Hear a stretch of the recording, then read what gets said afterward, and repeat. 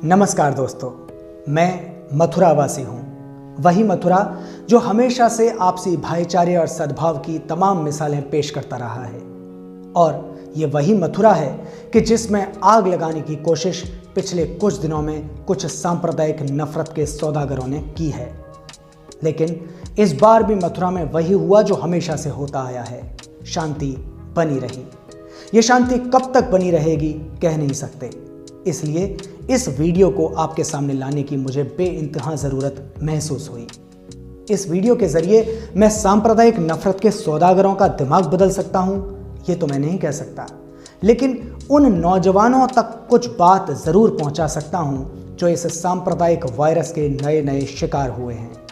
यह वीडियो आधारित है प्रोफेसर राम पुनियानी के शब्दों पर और प्रस्तुति मेरी है।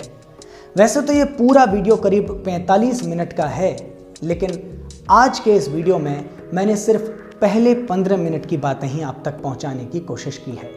अगर ये आपको पसंद आया तो मैं पूरे 45 मिनट का वीडियो YouTube पर आपके सामने प्रस्तुत कर दूंगा।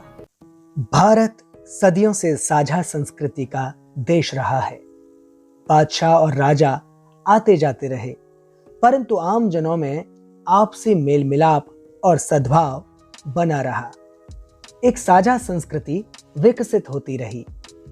दोनों समुदायों की सामाजिक और राजनीतिक परंपराओं का मेल मिलाप बहुत आसान नहीं था, परंतु एक स्थान से दूसरे पर जा बसने वाले लोगों ने एक दूसरे को प्रभावित किया। भक्ति और सूफी धार्मिक परंपराएं हिंदू धर्म व इस्लाम की अंतःक्रिया से जन्मी और वे हमारी मिली जुली धार्मिक विरासत की प्रतीक हैं।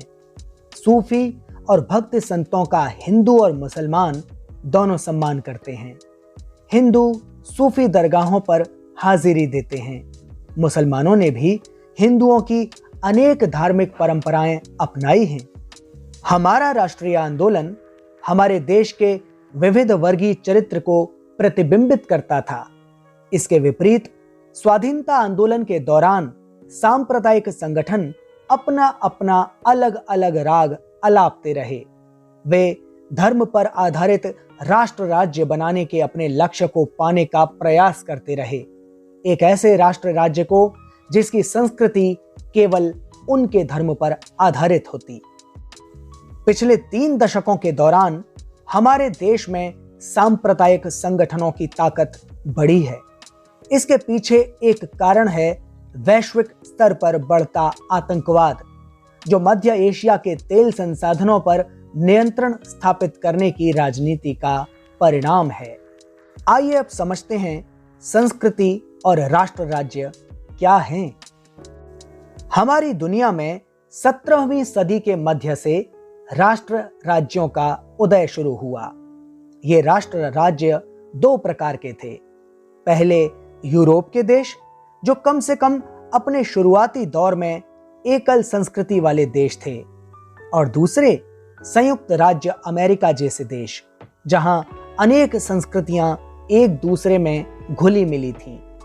जैसे जैसे अमेरिका में दुनिया के अलग अलग हिस्सों से आकर लोग बसते गए, ये बहस जोर पकड़ती गई कि अमेरिका की संस्कृति बहुरंगी होनी चाहिए या विभिन्न संस्कृतियों के मिलन से एक नई संस्कृति अपना लेंगे।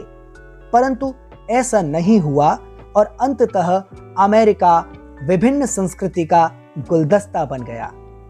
इन दिनों अमेरिका में दक्षिणपंथियों के ताकतवर होने से एक बार फिर एंग्लो सैक्सन की प्रभुता स्थापित करने की कोशिश हो रही है। दक्षिण एशिया में जहां नेपाल एक राजतंत्रीय हिंदू राष्ट्र था, वहीं पाकिस्तान को इस्लामिक राष्ट्र घोषित कर दिया गया। दुनिया के इस हिस्से में भारत ही एकमात्र ऐसा देश था जिसने बहुवादी बहुसांस्कृतिक प्रजातंत्र का रास्ता चुना। भारत ने न केवल विभिन्न भाषाओं, धर्मों और संस्कृतियों को स्वीकार किया, वरन ये भी तय किया कि राज्य किसी धर्म विशेष के बताए रास्ते पर नहीं चलेगा। भारत में एक धर्म में कई संस्कृतियां और एक संस्कृति में कई धर्म घुले मिले हैं।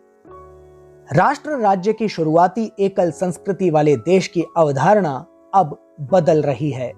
दुनिया में लोग एक देश से दूसरे देश जाकर बस रहे हैं और इससे राष्ट्रों और संस्कृतियों की सरहदें टूट रही हैं। न केवल अधिकांश देश बहुसांस्कृतिक बन गए हैं, बल्कि उनमें विभिन्न संस्कृतियों और धर्मों का शांतिपूर्ण सह अस्तित्व सुनिश्चित करने का गंभीर प्रयास भी किया जा रहा है। मोटे तौर पर दक्षिणपंथी दकियानूसी तत्व, जिनकी आस्था जन्म आधारित ऊंच नीच में है, वे एकल संस्कृति के हामी हैं। इसके विपरीत अधिकांश आमजन विभिन्न संस्कृतियों को अपने राष्ट्र राज्य के भाग के रूप में और उन संस्कृतियों के असर से स्वयं की संस्कृति में आ रहे बदलाव को सहर्ष स्वीकार कर रहे हैं। अब जानते हैं भारतीय संस्कृति के बारे में। भारतीय संस्कृति क्या है? क्या वो हिंदू है? क्या वो मुस्लिम है या कुछ और है? भारत एक ऐसा देश है जहां बिना किसी भेदभाव के सभी धर्मों को फलने फूलने का अवसर उपलब्ध है। हिंदू धर्म, जैन धर्म, बौद्ध धर्म, ईसाई धर्म, सिख धर्म और इस्लाम भारत के लोगों के मुख्य धर्म हैं। इनमें से कुछ धर्म भारत में जन्मे और कुछ संतों, सूफियों व मिशनरियों के जरिए यहाँ पहुंचे। इस्लाम मुख्यतः सूफी संतों की शिक्षाओं के जरिए फैला। ईसाइयत को मिशनरियों के शिक्षा व स्वास्थ्य के क्षेत्र में परोपकारी कार्यक्रमों ने विस्तार दिया। विभिन्न धर्मों के लोगों ने एक दूसरे की संस्कृति को अपनाया। हमारे खान पान पर पश्चिम एशिया और दुनिया के कई दूसरे हिस्सों का असर है। हमारे पहनावे और हमारी वास्तुकला के कई तत्व हमने विभिन्न धर्मों और विभिन्न देशों से लिए हैं।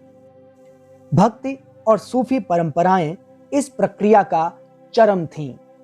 आज भी हम विभिन्न धार्मिक कर्मकांडों पर अलग अलग धर्मों का प्रभाव देख सकते हैं।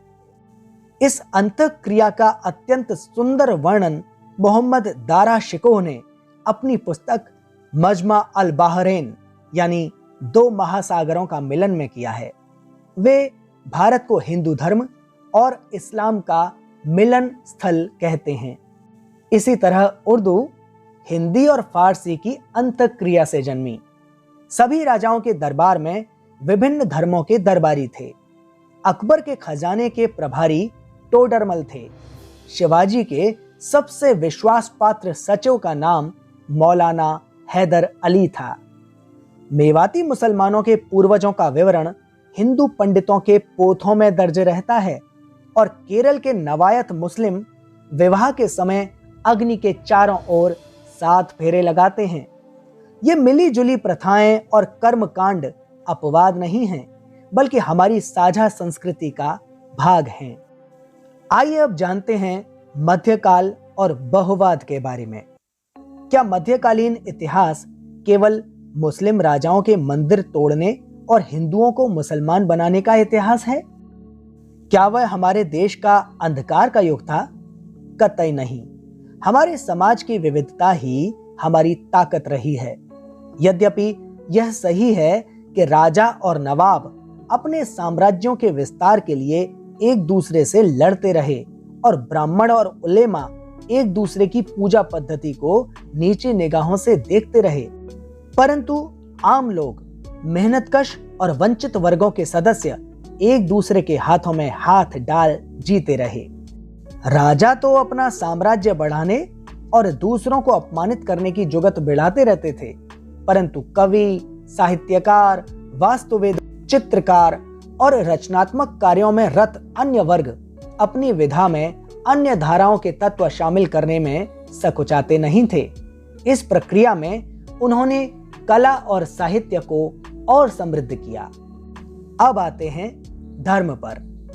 धर्म के क्षेत्र में भी हिंदू धर्म और इस्लाम ने एक दूसरे को प्रभावित किया। हिंदू धर्म से भक्ति परंपरा उभरी और इस्लाम से सूफी परंपरा।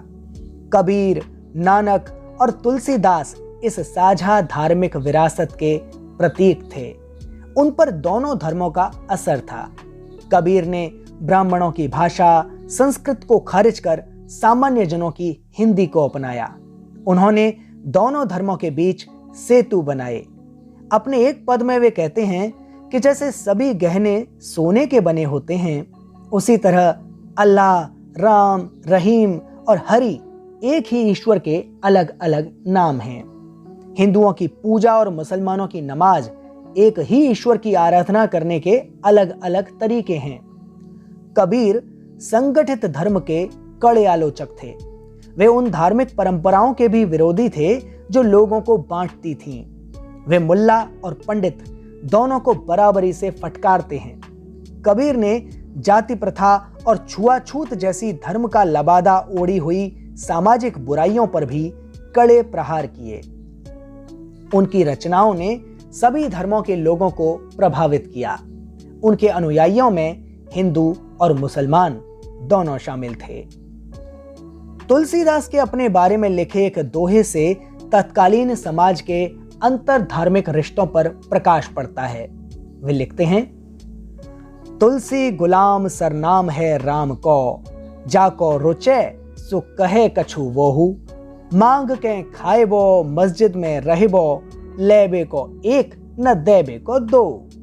राम के सबसे महान भक्तों में से एक मस्जिद में रहते थे और वहीं से उनकी राम भक्ति की धारा बही।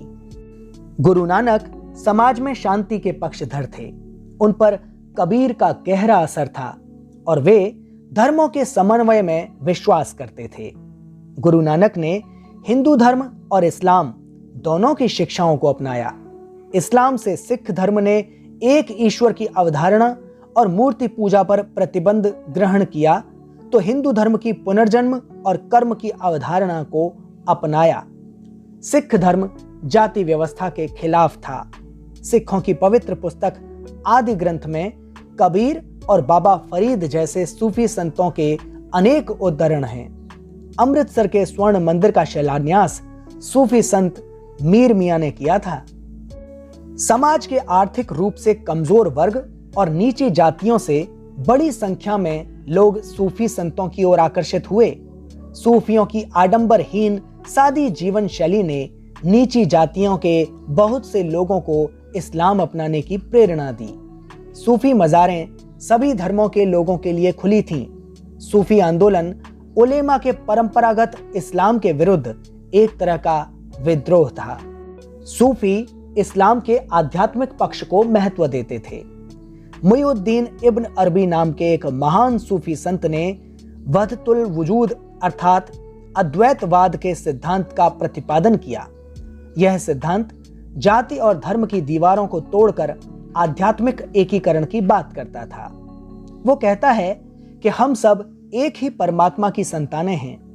इस सिद्धांत ने विभिन्न धर्मों के मानने वालों के बीच सद्भाव और बंधुत्व को बढ़ावा दिया।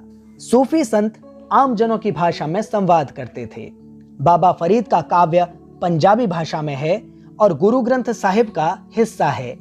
बाबा फरीद के सबसे प्रसिद्ध अनुयायी थे निजामुद्दीन औलिया, जो बड़े गर्व से कहते थे कि ईश्वर की आराधना करने के उतने ही तरीके हैं जितने इस दुनिया में रेत के कण हैं। वे भजन और कव्वाली के शौकीन थे और स्थानीय परंपराओं की बहुत इज्जत करते थे।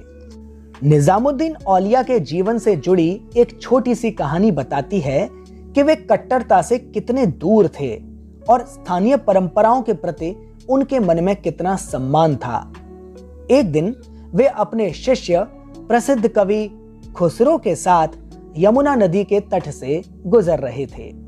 उन्होंने देखा कि कुछ हिंदू औरतें नदी में नहा रही हैं और सूर्य को अर्घ्य दे रही हैं। इस दृश्य को देखकर उन्होंने कहा, ए खुसरो, ये औरतें भी अल्लाह की इबादत कर रही हैं। उनका इबादत का अपना तरीका है। फिर उन्होंने कुरान की आयत सुनाई, सब किसी न किसी दिशा में मुड़ते हैं, इसलिए एक दूसरे के साथ अच्छा काम करने का मुकाबला करो।